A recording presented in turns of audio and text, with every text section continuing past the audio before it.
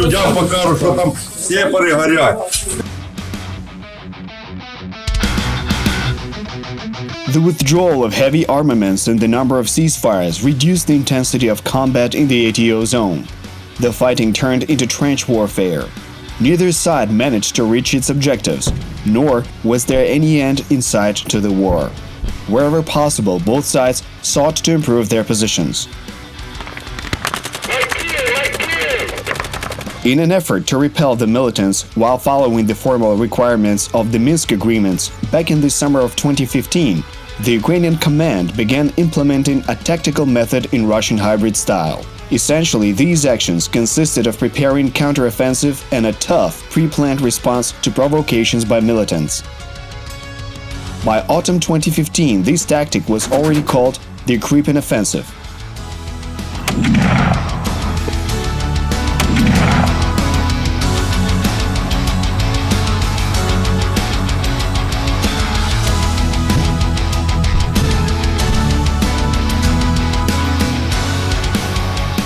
This is episode 81 of the series History of the War. In spring 2014, the Russian Federation annexed Crimea, and the following summer invaded the east of Ukraine. As a result of a number of battles, this offensive was successfully halted, but the war was far from over. Spying and diplomacy, economics, propaganda, and armed combat. All of these are elements of hybrid warfare, which we're trying to figure out.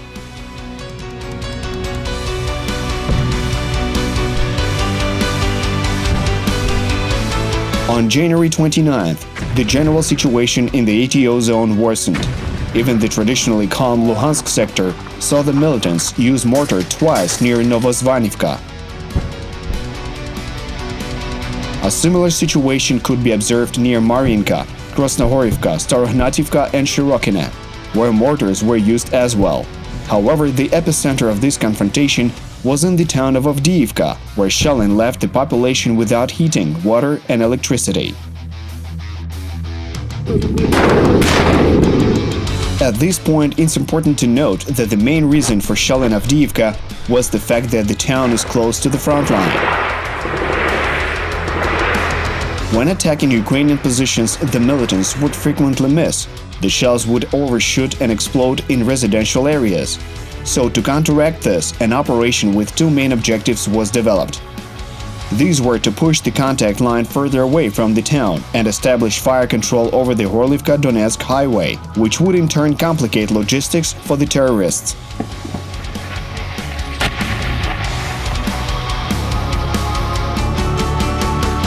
Heavy 120mm mortars were operating in the Luhansk sector on January 30th. A general worsening of the situation was also observed in the Horlivka sector. In fact, the center and south of the ATO zone saw various sorts of armaments fired across the entire length of the front line. Ukrainian troops returned fire and worked to suppress enemy artillery. On that day, 2 Ukrainian soldiers died and 4 were wounded.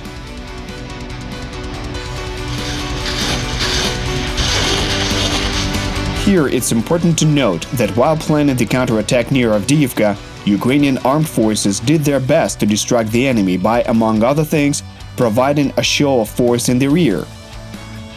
Thus, on January 30th, Artillery Corps carried out a planned training exercise in transportation, rapid deployment, and attack on seaborne targets. We should understand that movement of such significant Ukrainian forces could not go unnoticed. Treating these actions as preparations for advance, the militants drew additional forces towards Novoazovsk. This, in the end, made the job of Ukrainian troops near Donetsk easier.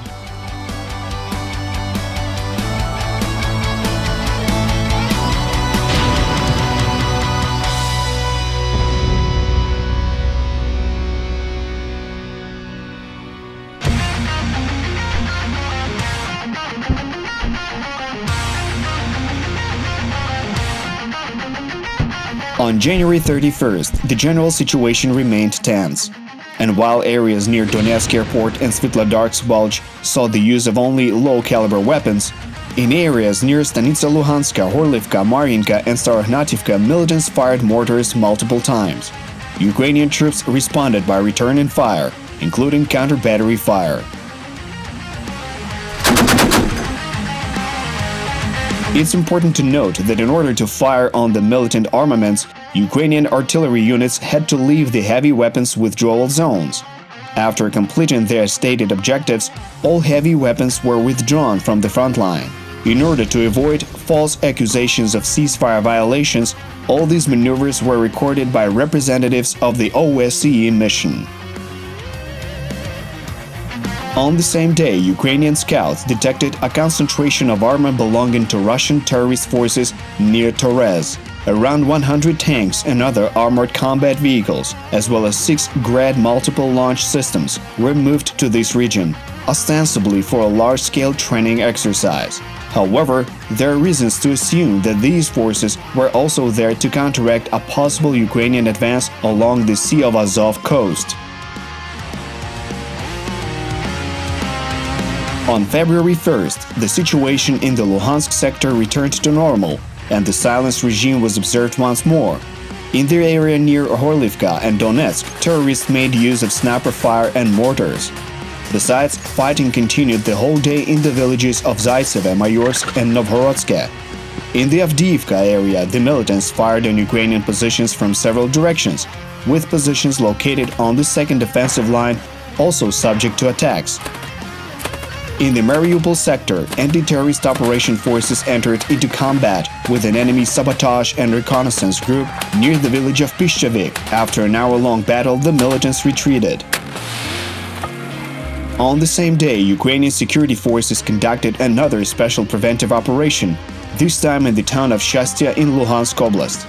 During the operation, 1,200 local residents were interviewed. 28 persons were detained on suspicion of involvement in illegal armed groups. During the operation, 4 kilograms of gunpowder, 450 grams of explosives, 3 grenades with fuses, and a large number of ammunition of various calibers were seized.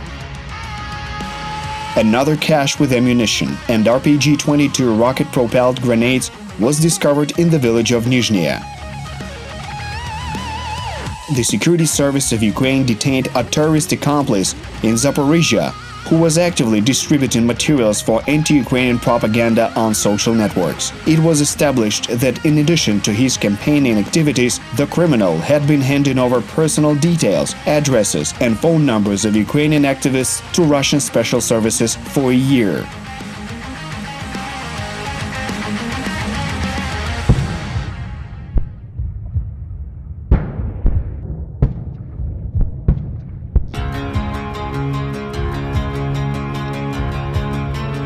On February 2nd, the silence regime was respected in Luhansk Oblast, but 2 soldiers died as a result of a landmine exploding.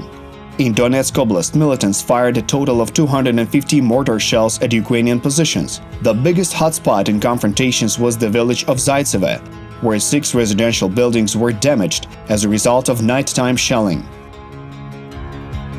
The situation was also tense near Opytne, Piske and Krasnohorivka. Fighting in the area, which involved an entire assortment of small arms and mortars, continued around the clock without stopping.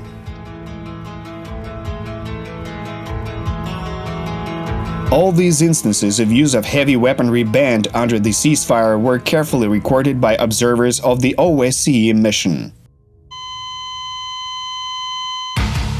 On the same day, a member of the Prizrak gang, who deserted from his unit, was detained in the city of Zolote. The security service of Ukraine uncovered 2 agents of the Russian special services, which were collecting data on the commanders of Ukrainian units, as well as data on military personnel who serve in the ATO zone. One of the spies was detained by operatives at Marinka checkpoint while trying to hand over gathered intelligence. As a result, both terrorist accomplices admitted their guilt. It is no secret that in the first year of the war, Russian special services handed over weapons to the militants with practically no strict accounting. At the time, this information was also confirmed by testimonies from captured Russian officers.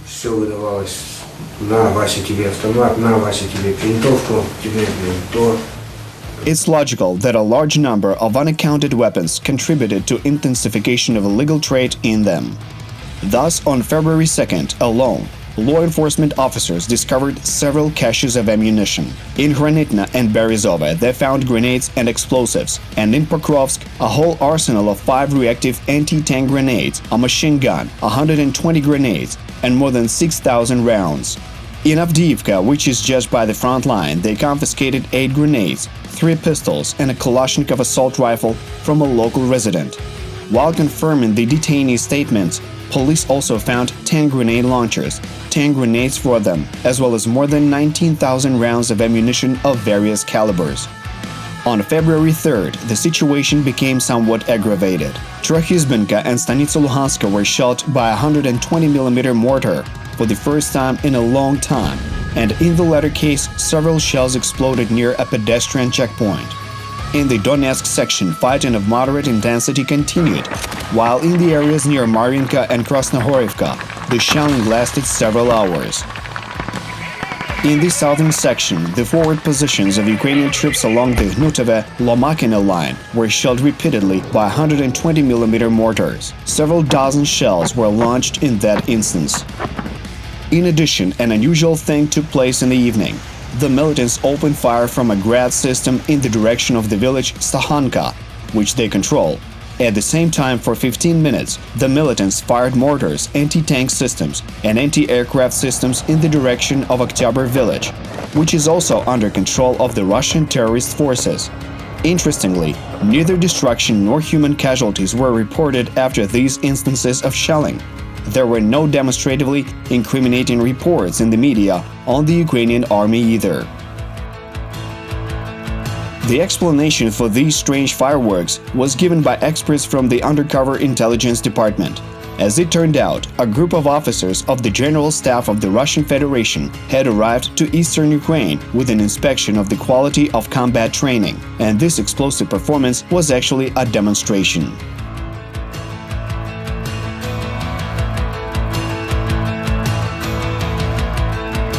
February 4th was marked by a sort of anti-record. While demonstrating their skills to Russian inspectors, the militants shelled Ukrainian positions 81 times in total. Besides, in 12 cases they used heavy weapons, which had allegedly been withdrawn to the rear earlier. It's important to understand that a competent commander always strives to improve his tactical position. He occupies overlooking heights, cuts the supply routes of the enemy, imposing his will upon them in every way and aiming ultimately to destroy their forces and material, or simply force them to abandon their positions. And in particular, due to many factors, in Zaitsevo, Ukrainian troops did exactly that in bitter close combat. But the militants, most of whom turned out to be Russian soldiers, didn't just sit idly by.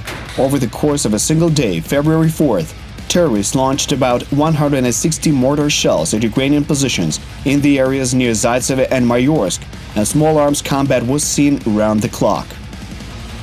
Things weren't calm either in the vicinity of Donetsk airport, on Svetlodarsk Bulge, and in the southern sector. In Marinka, shooting left a local heavily wounded.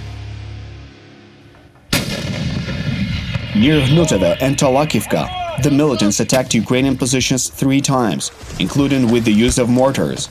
And when darkness came, in the area near Pishchavik, Ukrainian border guards, using a volunteer-donated thermographic camera, detected a group of enemy scouts and entered into combat with them. Thanks to cooperation with military units, the enemy suffered casualties in the form of 2 wounded and was forced to retreat. In the end, despite the numerous attacks and shelling, the configuration of the front line remained unchanged.